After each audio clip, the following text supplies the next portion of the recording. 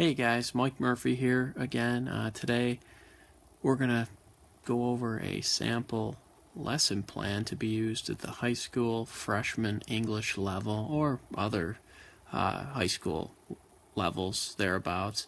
So here's how it would kind of go. It's for storyboarding for a lesson on paragraph writing. Okay, the hook, every good lesson needs a hook.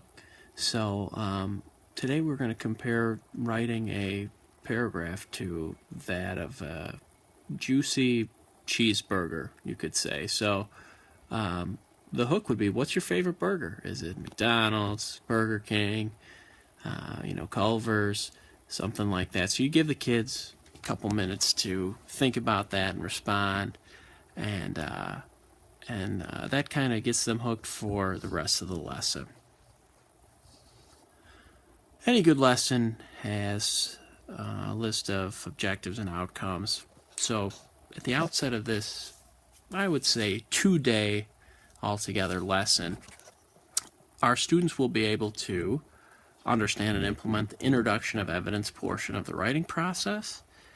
And all students should be able to do that, whereas the mastery level students should be able to move on and familiarize themselves with the basics of the explanation of evidence portion of the writing process. So we're kind of differentiating here, and the all students should get through the introduction of evidence, while the most skilled students hopefully should be at the explanation of evidence portion of a paragraph.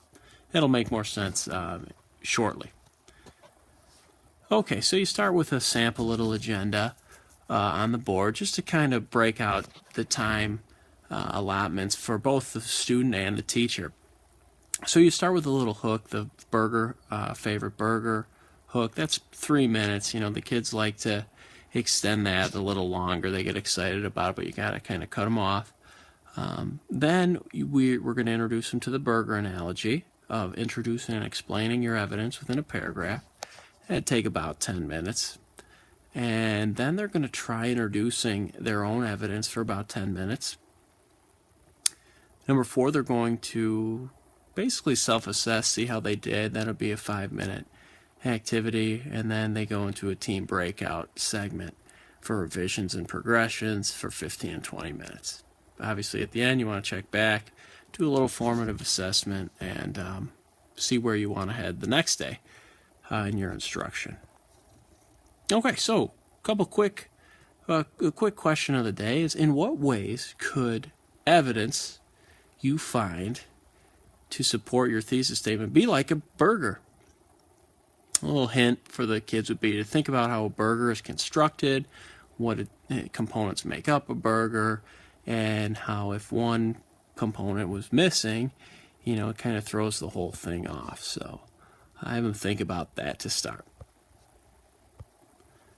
Okay, so what makes a piece of evidence tasty within a body paragraph? Well, a tasty piece of evidence you might say, supports your claim. It can be analyzed, interpreted, or explained. Includes enough of the quote to make sense to your reader, even if the reader hasn't read a particular story. Like as we say, as we do in English class, we like to write about literature, so you have to bring in evidence from those various stories, or novels, or poems, whatever. So if evidence is nasty in terms of the burger analogy, it might be simplistic, or just a summary.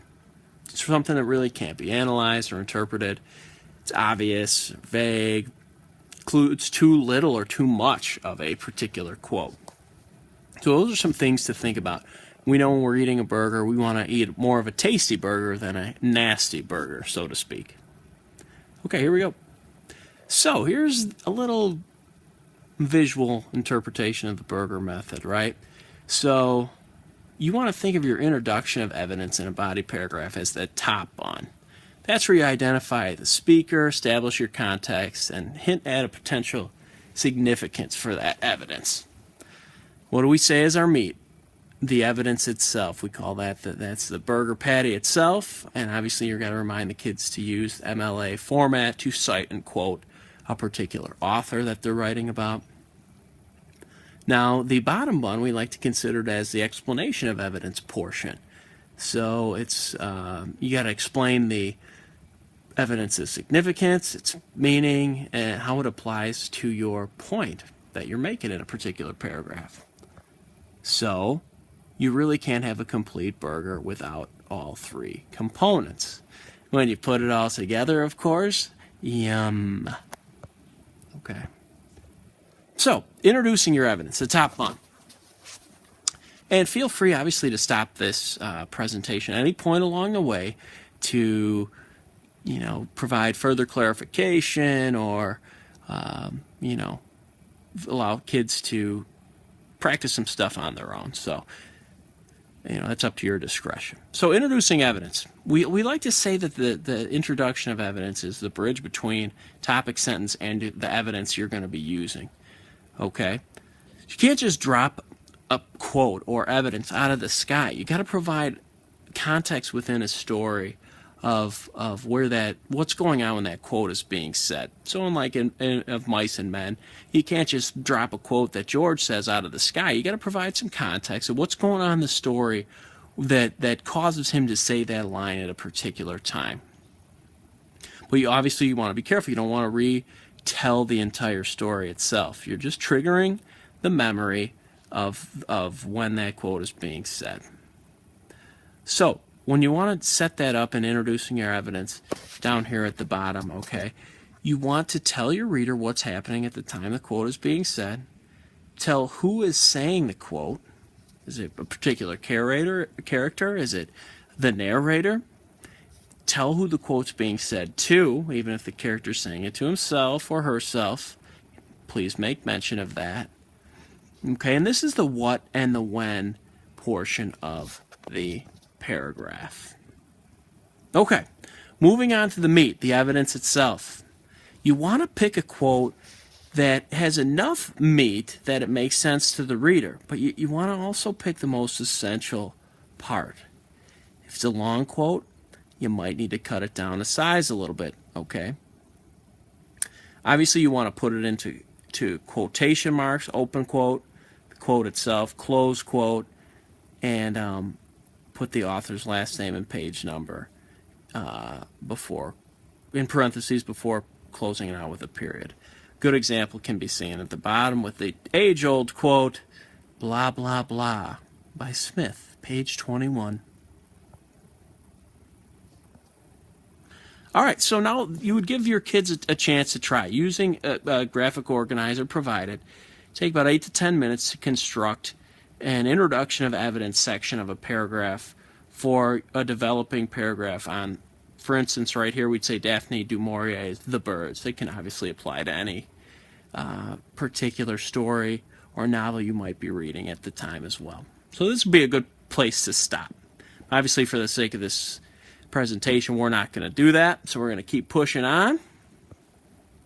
Okay, so after this section where you give the kids a chance to write their introduction of evidence, it's a good place to stop and do a hinge question. A hinge question is a wonderful thing you can do. It's just a very small, mini formative assessment where kids can kind of raise their hand or give a thumbs up or a wishy-washy in between or a thumbs down. Let you know how they're feeling at that point. So this is where you put this up on the screen and say, how confident, guys, do we feel about introducing evidence at this point?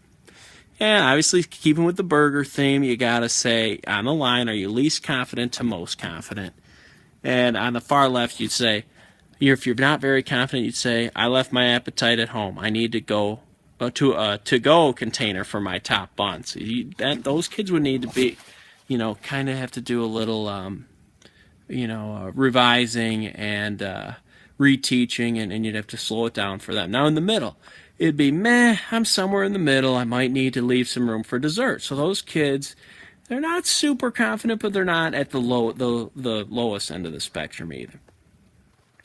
Okay, the most confident, the kids might say, I'm feeling confident and great about it. Bring on the bottom button. Bring on the explanation of evidence section. So this is where you'd have to kind of decide who you'd have to reteach and who's ready to move on. So once you've done that, now you're on to your breakout session. You assess your kids and see which ones fall where on the spectrum. All right, the ones that need rehabilitation and reteaching, they're the ones that would go to maybe perhaps the left side of the class or somewhere in the classroom where you can create a group setting for a little bit of enrichment and reteaching on the idea of introducing evidence in a paragraph. Okay, then you'd meet with those kids and see how they would progress to the mastery level. Probably look at some samples and talk it through. That's where the teacher would probably be needed on that group of kids. Now, on the other side of the room, the right side, or again, wherever you'd have space in your classroom, you're going to do the mastery group, okay? And that's where these kids would move on to the explanation of evidence section on their own. All right, what makes a mastery level explanation? They'd have to answer that question. You could provide some guidelines for them, perhaps, because they're probably going to be working on their own. If you have a team teaching environment, this would be good to split up your teachers at this particular time. Okay? All right, so if you get on to the explanation of evidence portion, or the bottom bun, this is where you'd arrive. So you can't just leave it by itself. Or once you have this great meaty quote, what's the point? Why'd you pick that quote? What's it for? All right? The explanation should come after the quote and explain how it would prove your topic sentence and relates back to your thesis statement. It's not a summary of the story, but your personal analysis. Okay? So this is where we would get. Explaining evidence is pretty simple, but this is where a lot of kids get confused.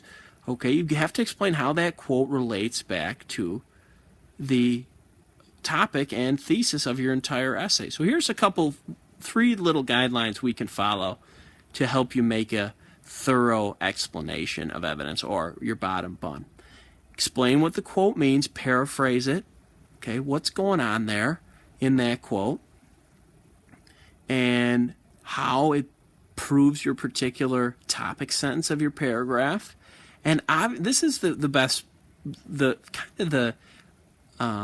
ending it with a bang. It's where you connect your ultimate claim, that last sentence of your paragraph, back to your thesis, or even make a connection to your own life or the real world. That's what really can kind of send that message home, and especially impress your teachers. So it's really something to think about there.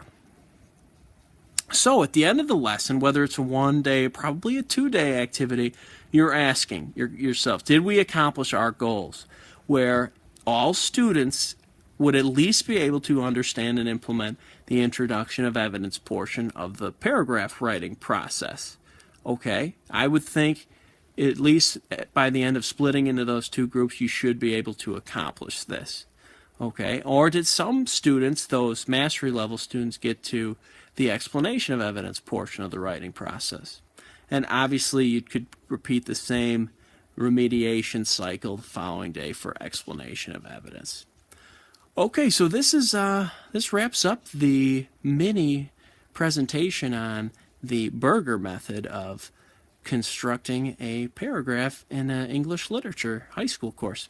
Hope you enjoyed it. Thanks, guys. Bye.